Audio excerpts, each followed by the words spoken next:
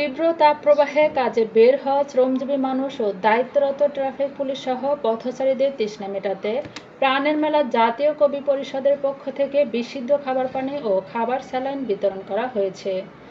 বুধবার ১ মে দিনব্যাপী রাজধানীর পুরানা পল্টনে এ কর্মসূচি পালন করে সংগঠনের সদস্যরা।